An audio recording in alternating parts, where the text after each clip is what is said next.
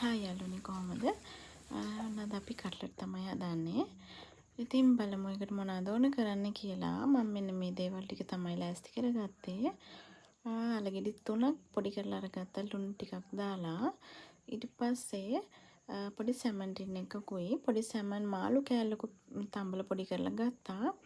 ඊට පස්සේ ලොකු ලුණු ගෙඩි එකයි කරපිංචා කොළ ටිකක් පොඩියට කපලා ගත්තා. සුදු ලුණු ගෙඩි 3යි. රම්ප පොඩි කෑල්ලකුයි අමු මිරිස් ටිකකුත් කපලා ගත්තා. ඊට පස්සේ ලුණු කුඩු චුට්ටයි ගත්තේ රස අනුව දාගන්න.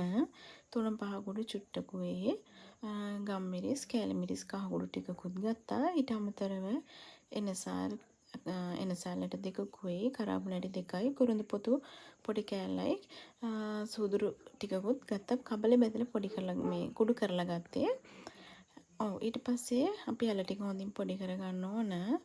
ඒ අතරේ තෙම්පරාදුවත් මම හදාගත්තා. අර බෙදලා කුඩු කරගත්තු කුරුඳු පොතු ටිකක් දාගත්තා.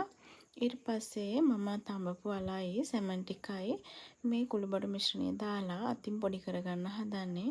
ඔයගොල්ලෝ පුළුවන් හැමෝම හැන්ඩ් ග්ලව් එකක් දාන්න. මට අද තිබුණේ නැති නිසා මම නිකම්ම පොඩි කරගත්තා. ඊට පස්සේ ඔක්කොම ටික අවශ්‍ය ප්‍රමාණ වලට බෝල හදාගත්තා. නිමෙන්න ඇරලා තමයි බෝල හදාගත්තේ.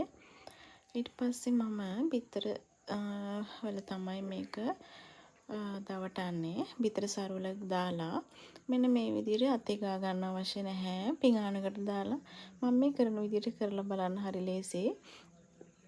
සමහර අය ඩබල් කෝට් දාලත් ගන්නවා.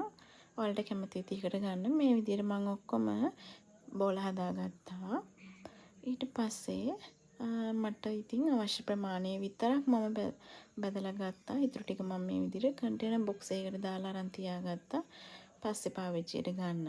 ඉතින් ඔයාලත් හදලා බලන්න හරිම රසට ආවා. ඉතින් බලපු හැමෝටම ගොඩාක් ස්තුතියි. ලයික් එකක් කමෙන්ට් එකක් දාන්න. බයි.